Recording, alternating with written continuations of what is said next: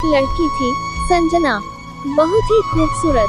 जितनी वह सुंदर थी, उतनी ही ईमानदार।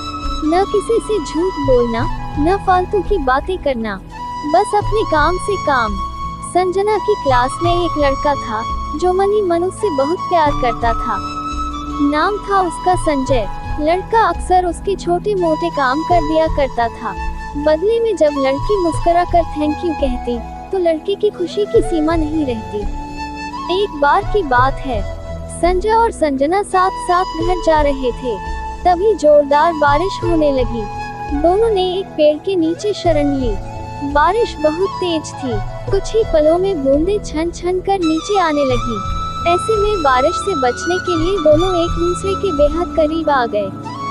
संजना को इतने करीब पाकर संजय अपने जज्बातों पर काबू न रख सका। उसके संजना को प्रजोश कर दिया। संजना भी मन ही मन संजय को बेहद पसंद करती थी, इसलिए वह भी राजी हो गई और इस तरह दोनों का प्यार परवान चढ़ने लगा। एक बार की बात है, संजना उसी पेड़ में नीचे संजय का इंतजार कर रही थी। संजय बहुत देर से आया।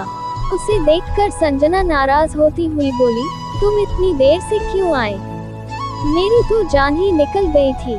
संजना की बात सुनकर संजय मुस्कुरा दिया, जाने मन, मैं तुमसे दूर कहाँ गया था, मैं तो तुम्हारे दिल में ही रहता हूँ। तुम्हें यकीन न हो तो अपने दिल से पूछ लो। इस प्यार भरी बात को सुनकर संजना अपना सारा गुस्सा भूल गई और वो संजय से लिप गई। एक दिन दोनों लोग उसी पेड़ के नीचे बैठे बातें कर रहे थे। संजना पेड़ के सहारे बैठी थी और संजय उसकी गोद में सर रख कर लेटा हुआ था। तभी संजना बोली, जानो, अब तुम्हारी जुदाई मुझसे बर्दाश्त नहीं होती। तुम्हारे बिना एक पल भी मुझे 100 साल के बराबर लगता है। तुम मुझसे शादी कर लो, नहीं तो मैं मर जाऊंगी। संजय ने झट से लड़की के मुंह पर अपना हाथ रख दिया और बोला, मेरी जान, ऐसी बातें मत किया करो। अगर तुम्हें कुछ हो गया तो मैं कैसे जिंदा रहूंगा? संजना कुछ नहीं बोली। वो उम्मीद भरी नजरों से संजय की ओर देखती रही। संजय ने अपनी बात आगे बढ़ाई, तुम चिंता मत करो जान, मैं जल्दी ही अपने घर वालों से बात करूंगा। धीरे धीरे काफी समय बीत गया। एक दिन की बात है, दोनों लोग उसी पेड़ के नीचे बैठे हुए थे। उस वक्त संजय का चेहरा उतरा हुआ था।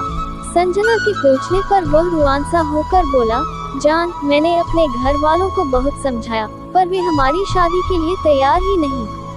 उन्होंने मेरी शादी कहीं और तक कर दी है। ये सुनकर संजना का कलेजा फट पड़ा।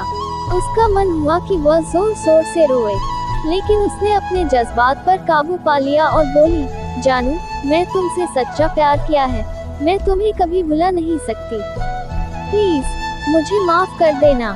संजय धीरे से बोला, वैसे अगर तुम चाहो तो हम लोग हमेशा अच्छे दोस्त रह सकते हैं। संजना ये सुनकर जार जार रोने लगी। संजय ने उसे बहुत समझाया, पर संजना चाहकर भी अपने आप पर काबू नहीं कर पाए और वह रोते हुए अपने घर को चली गई। देखते ही देखते संजय की शादी का दिन आ गया। उसे यकीन था कि उसकी शादी में संजना जरूर आएगी, पर ऐसा नहीं हुआ। हाँ, उसका भेजा हुआ एक गिफ्ट पैक उसे जरूर मिला। संजय ने कांपते हाथों से उसे खोला। उस गिफ्ट को देखते ही संजय बेहोश हो गया। गिफ्ट पैक में और कुछ नहीं, खून से लथपथ संजना का दिल रखा हुआ था और साथ ही में थी एक चिट्ठी जिसमें लिखा हुआ था, अरे पागल, अपना दिल तो लेते जा, वरना अपनी पत्नी को क्या देगा। दोस्तों, किसी के लिए मोहब्बत टाइम पास होती है और किसी के लिए जिंदगी से बढ़कर। इसलिए अगर किसी से मोहब्बत करना तो उसे तौन निभाना, वरना क्या पता आपका हाल भी संजय जैसा हो जाए, जो उस दिन के बाद न तो जी सका और न ही मर सका। उसकी सारी जिंदगी पछतावे की एक दर्द भरी दास्तान बनकर रह गई।